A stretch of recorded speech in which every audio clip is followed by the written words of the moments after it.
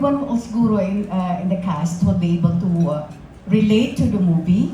Kasi this is not just about annulment or getting separated. Kasi halos lahat kayo, if not all, nakaranas ng hiwalayan. Diba? Tama ba ang ano ko? So, like what Sanju said, nakaka-relate ka na ngayon because you're already a family man, you're a father, diba? Likewise with Angelica. Kakaiba kasi nga ang tema ng pelikulang to. So, nagkaroon pa ba ng pagbabaan ng preparasyon to portray your respective roles o talagang ibinasa na lang sa script kung anong binigay sa inyo? Both. Of course, may preparation dahil kailangan mong kilalanin yung character. But, yung naging mapalad ako dahil halos yung bumubuo ng pelikula, nakatrabaho ko na silang lahat sa mga projects ko noon. So, kahit pa paano naging confident ako na alam kong mas magiging madali yung proseso ko dahil kilala na namin yung isa't isa. Alam ko kung paano i-approach si Direk Chris nung umpisa pa lang dun sa script na baka pwedeng may mas ganito siguro, baka mas lagyan ng ganitong texture pa yung character. Kasi of course, nung binigay na sa akin yung character, may inputs na rin ako, may mga gusto na rin akong mangyari na baka mas magiging mag-work, ganyan. And of course, nung si Zanjo yung leading man, pang ilang project na namin to ni Z. And ang tagal-tagal namin nagsama from Banana Sunday, lahat yata ng genre na pagsamahan na namin. Yes, parang lahat. So parang sobrang komportable namin sa isa't isa. But yung preparation, naging madali talaga siya. And base kasi sa script, actually hindi ko siya nakikita na pinaglalaban yung annulment. Ang nakikita ko talaga, ang pinaglalaban niya is finding herself, finding her voice, and loving herself. Na yun yung gusto kong mag-mirror sa mga tao. Na napaka-importante kapag natutunan mo ng mahalin yung sarili mo, magkakaboses ka. Very well said, Sans. Sa preparation ko naman, siguro dito sa Mary, hindi katulad ng usual na ginagawa ko sa mga ibang project. Nung nabasa ko yung script, nag-focus ako sa character ko, sa hair. Ang haba ng buhok mo dun eh. Di ba dati pag flashback, doon ka mag-wig dito. Present ako naka-wig. Mas nag-focus ako sa emotion dun sa kay Zach and kay Solen. Dun sa family ko talaga. Na mas dun ako nag-aral, mas pinag-aralan ko yung pinagdadaanan ng character ni Ivan pag gantong nasa kalagitnaan ng annulment na iniiwan ka ng pamilya mo. More than dun sa kahit na ang main plot is yung character ni Angelica at saka sa akin. Kasi parang sabi ko, sige, sa shoot ko na lang titingnan kung ano magiging chemistry or magiging ano nung character ni Ivan and Celine. Kasi total, sa movie naman, first time lang nila mag-meet. So mas nag-focus, gusto para mag-build up siya na natural, hindi ko na siya pinag-aralan kung paano mag-work yung eksena namin ng Angelica. Mas nag-focus ako sa emotion ko doon sa pamilya ko. Kasi yun yung mas para sa akin na, yun, mas importante. Thank you. Can I extend the same question kina Nico and the rest of the cast? Kahit kina Direk siguro, at saka si Chris. In my preparation for my role as Attorney Willie, naging madali siya yung transition because I was preparing for the bar. So, medyo malapit sa ginagawa ko yung role. And at the same time,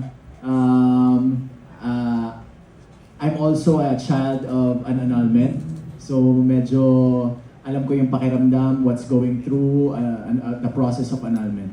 Ayun. Ito, experiencado. Yeah. For me, actually, for Steven, mas nakaka-relate ako sa character ni Celine.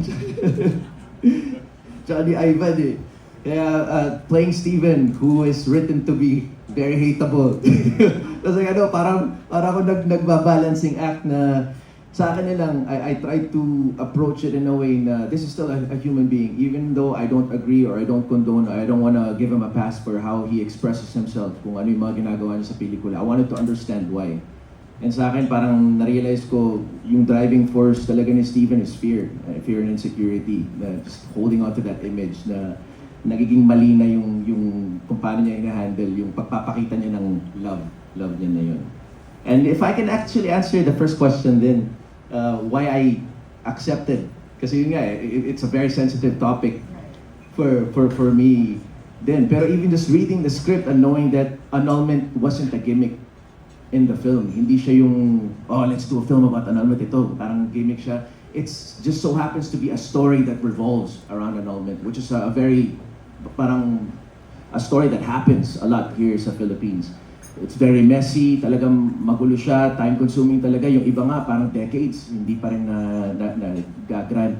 Kaya in a way, I felt, sorry, I don't know if I can share, very fortunate na for my own situation, dahil dual citizen ako, I was lucky enough to get the chance to go through a divorce, which was relatively quicker. So in a way, I know it's not an advocacy film, it's just it's a family drama that just revolves around it. But if it can open some people's eyes then to the limits of our legal system when it comes to annulment, na maybe for those, kasi any relationship that ends is very painful for everyone involved. Pero relationships that must end, yung andun na talaga sa dulo, yung sinasabi nga ni Angelica na freedom is deserved na and needed. Sana there's an easier way to achieve that. Kaya I was very eager to accept the role. Thank you. Maupay nga, kulog nga yun. Maupay yung kulog. Salamat, Tom Kabayan.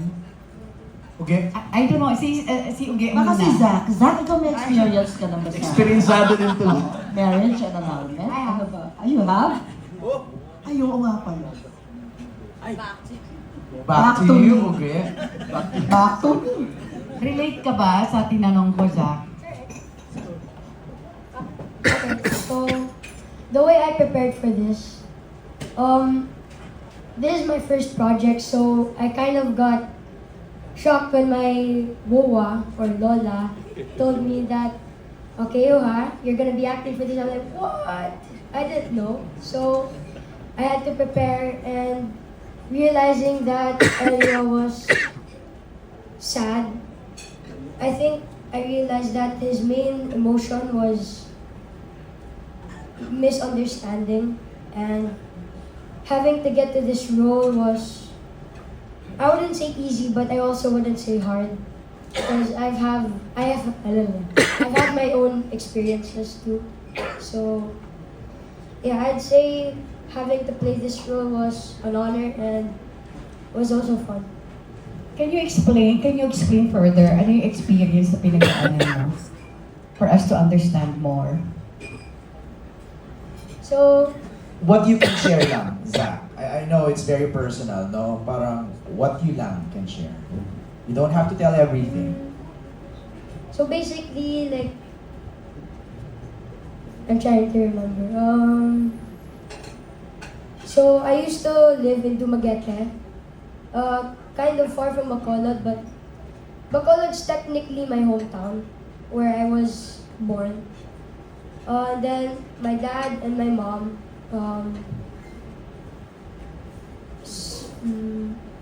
kind of separated, but they still remain friends. So yeah.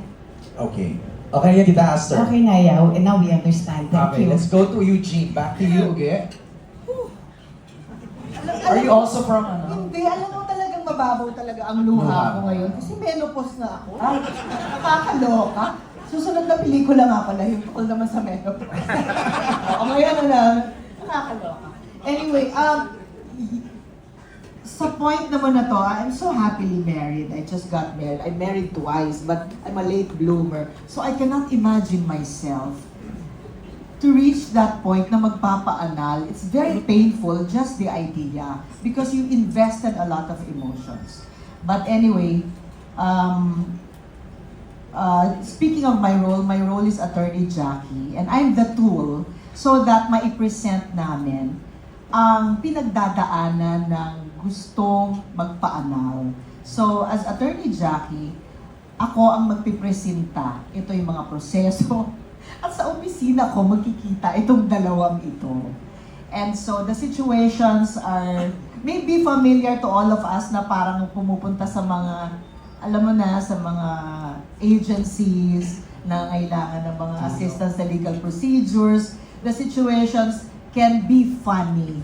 And I'm very thankful to Direk Jeff and to Chris because they wrote very funny scenes but are not pushing. It's just real and familiar and very Filipino and funny, and it's really happening. So, to balance off everything. So, Direk Jeff, thank you for this opportunity because, you know, we might be forgetting. Direk Jeff is one of the awarded directors and his films are known internationally. So it's an honor to be working with you again. I really like how you give us the freedom to interpret our roles but not going overboard. And I really appreciate the tone of our movie, which is very sincere. Tita? I